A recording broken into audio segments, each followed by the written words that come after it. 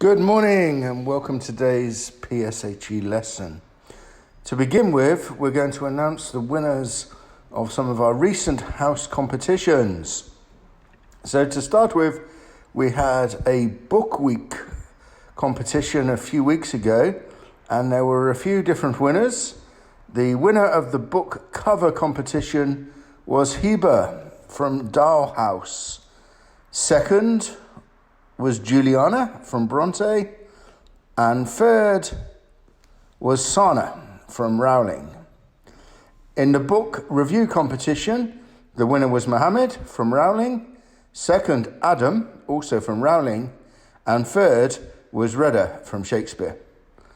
And from the written piece, which could have included a poem or a story, the winner was Miriam from Rowling. So congratulations to you guys. For International Women's Day, the winners was a joint effort from Nuri, Riyadh and Hamed from Year 8. Second place was Sana. Third place, Rania, also from Year 8. And in fourth place was Mehdi from Year 9. So well done, you guys. House points for the winning entry will be shared, 17 points each, given that they're from different houses. And for Pi Day, the freehand circle competition was won by Adam from Year 12, Zainab from Year 9 was second, and Habib from Year 11 was third. And for reciting the digits of pi, Miriam from Year 9 recited 76 digits of pi, 76 decimal places, which is incredible. Second was Mohammed, with a very impressive 56 decimal places of pi. And in third place was Nuri, who managed to do 42 decimal places. So congratulations to all of our winners. Well done. And please keep up your efforts with the competitions for house points that will come during most of your PSHE lessons. And before we move on, let's have a look at the winning entry from Nuri, Hamed and Riyadh from Year 8 on their Choose to Challenge video, which they made for International Women's Day. It's a very impressive piece of work.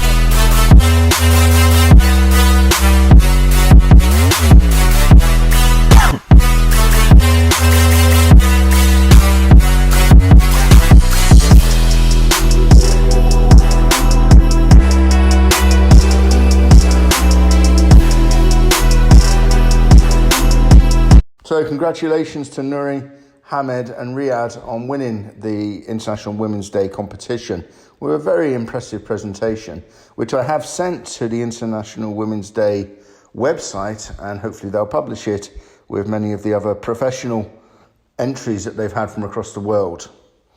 So moving on to today's topic, we're going to think about access to education. Now, education is something which all of us in our community will probably take for granted. I was fortunate growing up in England to have access to education without even paying any fees. Education is universally available in the country I grew up in, and it is increasingly available to children across the world. But as this short video will show you, it is something we certainly cannot take for granted, because there are actually millions of children around the world who are still denied opportunities. Now, as we shall see, that becomes worse as a child gets older, with opportunities for secondary school education being deprived to more young people. And we'll also see that there's a significant gender issue, where millions more girls are denied opportunities to education than boys. So if we watch the first video, you'll be able to reflect upon some of the statistics and get an idea of how it is across the world for millions of children and young people. Education unlocks a world of opportunity, yet millions of kids are still locked out of the classroom. Here's what you need to know. It's hard to overstate the upside of a good education. Whether you're from New York City or Bangladesh, the skills and understanding you gain in school are supposed to equip you for a lifetime of success. But for millions of kids all over the world, that simply isn't the case. Right now, 61 million children worldwide are being denied an elementary school education. 202 million more are missing out on junior high and high school. What's keeping these kids out of the classroom? War and unrest are leading culprits. 75 million children have had their schooling disrupted because of conflict and natural disaster. 62 million kids are out of school altogether because they live in conflict-affected countries. Girls are especially vulnerable. Every year, far too many female students drop out of school due to marriage, pregnancy, or fear of assault. Yet studies show that for every additional year beyond elementary school, a girl's potential to earn increases anywhere from 10 to 20%. Getting kids to school is only half the battle. In many areas where children are able to go to school, a shortage of trained teachers is holding them back. In 1 out of 3 countries, less than 3/4 of teachers are trained to national standards. As a result, 130 million students aren't even learning the basics. 130 million kids, that's twice the population of the United Kingdom. The need to invest in education couldn't be clearer, and yet last year, less than 2% of humanitarian aid was spent on education. If nothing changes, as many as 25 million children, the majority of whom are girls, will never set foot in a classroom. Who knows if one of those kids could have been the next Marie Curie or Albert Einstein? No child should be denied their right to education because of where they were born. Together, we must show up to ensure that every child has access to 12 years of free, quality education regardless of their circumstances. Join the movement. Become a global citizen. A better educated world is a better world. On this topic of access to education, there's many different approaches which I could share with you, but I've decided to focus on the story of one inspirational young woman, Malala Yousafzai, and her story of fighting as an activist for the rights, particularly of girls, to have education. Now, as you'll see from the story, Malala grew up in Pakistan, and she was a strong advocate for the rights of girls, and particularly the rights of girls to be educated. You may know her story. I'm going to show you 2 videos which do overlap a little bit in the story that they tell. The first one is from a British source, from the BBC, and it was made shortly after Malala first went to England, where she went for medical treatment, and I'll let the news broadcaster tell you the background to that. And the second one is a more recent one, which is an American presentation telling the story of Malala, which is more up to date in terms of the recent information. But the 2 videos between them will give you a really good overview of the Malala story. So, take a look. A day out in Birmingham for Malala Yousafzai. This 16-year-old's life was transformed by the attack that nearly killed her. Hello. 1 year on, I've been spending time with her and her family. Hello, Malala. How are you? So what has been the hardest thing about coming to Birmingham? Nothing. The weather, of course. Yeah, the weather, yeah. I too. The weather and seeing Malala. She had like the horses were like big. And here it was like, that's good. She's much better now than she was. But your life changed in that one moment. You know, actually, in seconds, everyone's life changed in that moment. Malala was only 11 when she first spoke out for girls' rights to go to school. I will get my education if it is in home, school or any place. The world she knew was about to disappear. Her home valley of Swat in northern Pakistan came under the brutal rule of the Taliban.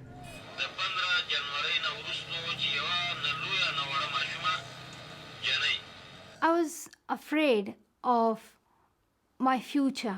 I don't want to see any girl to be ignorant, and I don't want to see any girl to be illiterate in future, and I do not want my future to be just sitting in a room and to be imprisoned in 4 walls and just cooking and giving birth to children, and I didn't want to see my life in that way.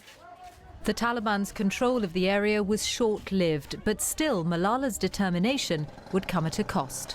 On the 9th of October last year, she and her friends were travelling home on their school bus when it was stopped. जब हम वहाँ आए तो दो लड़के आए, मैंने तो सिर्फ एक ही देखा था। पीछे आया तो उन्होंने हमसे पूछा कि मलाला यूसुफजई कौन है? तो फिर उसने डायरेक्ट फायरिंग की और Malala was shot in the head, deliberately targeted by the extremists. Today, Malala's become the face of the world's 57 million out-of-school children. She has an influence few other 16-year-olds can imagine. So, now you've heard Malala's story, we're going to watch her speech from the Nobel Peace Prize concert where she picked up her prize for winning the Nobel Peace Prize, as was talked about in the informational video. As you watch it, you can listen again to her story and her advocacy, how she speaks out for other people. Because she took the bullet from the Taliban, she gained a place on the global stage and she has a global platform. And she uses this position in order to speak for others, and that is what advocacy is. And that is one thing that any of us can do. We can be advocates for those who do not have a voice. So all of us are in a privileged position. All of us have some form of platform because we have access to tools of technology which give us a voice. How we use that voice is up to us. We can use it for fun. We can use it to pass the time. We can make TikTok videos, and that's all very well. But at the same time, we can use our voice to make a difference in the world. And this is what Malala does. So as you listen to her, think about the fact that as she makes this speech, she's the same age as some of you. She's still a teenager when she's receiving her Nobel Peace Prize. So as she does it, just think, how can you be inspired by Malala? How can you be like Malala? How can you try to make a difference in the world? And then afterwards, you're going to be challenged to write your own speeches, and ideally to record them. MP3 or MP4 is good, and that will be our house competition for this week, is your own speeches. So your speech can be on the theme of access to education, and it could also link in with the theme of the girl child and the lack of access to education which many young girls have around the world. You can have a little bit of flexibility in terms of what you want to write a speech about. What's the most important is that you develop the skills. So the skills of writing, being able to articulate yourself on paper, and then also to build up your confidence to be able to speak in English to an audience. And it's much easier to do that through the means of technology than it is to stand in front of a group of people. But once you build your confidence in the cyber world, you can transfer that confidence to an audience. So the skills are transferable. Everything that we're doing in PSHE is about developing your understanding of the world around us, but is also very much skills focused. So, as I say, developing your writing, developing your confidence, developing your ability to engage with the tools of technology and use them for positive purpose is very important. So do your best with this one. Let's see if we can have other people entering our house competitions, and all of you have a go. It doesn't have to be amazing. It doesn't have to be brilliant. It's just important that you have a go and that you do your best. But before you do that, let's listen to Malala, who to me is an absolute inspiration. Please welcome the winner of the 2014 Nobel Peace Prize, Malala Yousafzai.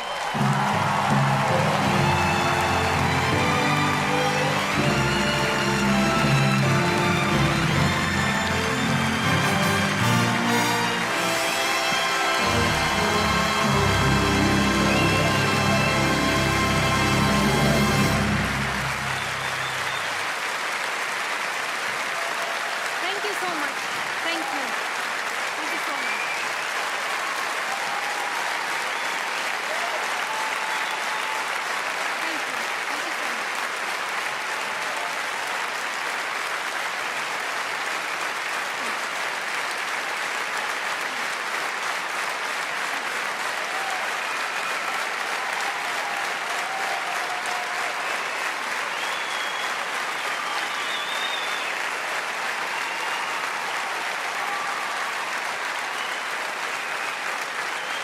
so much. Thank you. Have a seat, please. I know you have been standing a lot and clapping, and I know people get tired. It's a human feelings.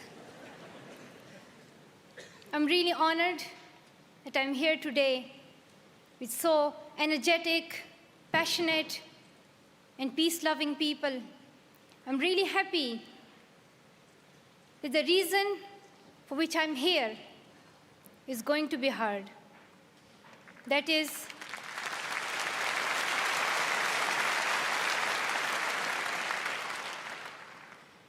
and that is education. This word seems a bit complex, but it simply means the right to learning. And when I come to these stages, speak at the UN, or give a Nobel Peace Prize speech, I simply ask that the right to learning should be given to every child. I ask for nothing else.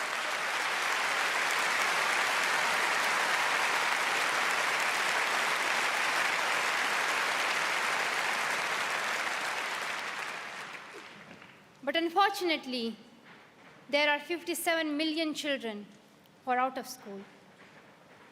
For some of us, this would be a really sad news, a really shocking news maybe. And it might be happening like somewhere far away from this world. But it is happening in this world where we are living. It's not on any other planet. The children we are speaking for are living on this earth. They are our children. And they have the right to learn. But unfortunately, there are many people who do not give this opportunity to children,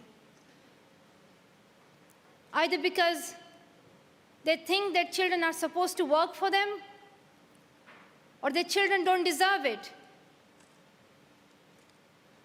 Either that it is against our social taboos, or it is just a waste of money. And we have to fight against these mindsets. So this is a collective campaign. And if we want to see that change, and if we want to see every child getting quality education, then we have to work together. Then we have to go on this journey, but together. So I request all of you to think today that how can you help? How can you help these children to go to school? And today, I'm really happy that at least this award is given to the children, to people who campaign for children's rights. So this is a big opportunity for us to speak to the world.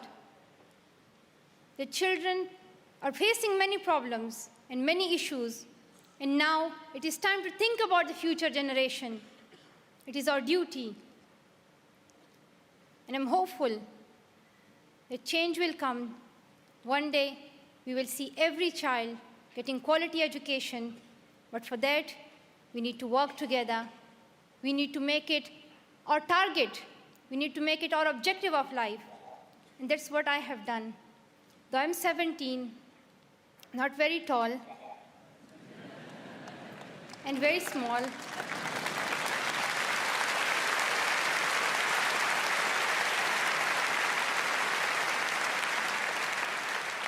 I have promised myself that I will fight for the rights of children, because I cannot forget the days when every morning I would see poor girls going to other people's houses and suffer from child labor. And I considered it my duty to fight for their rights.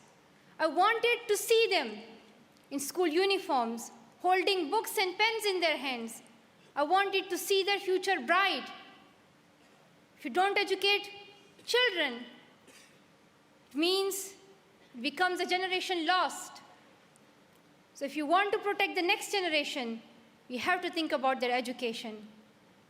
Thank you so much to all of you. Once again, I'm really happy. Thank you so much. Thank you so much.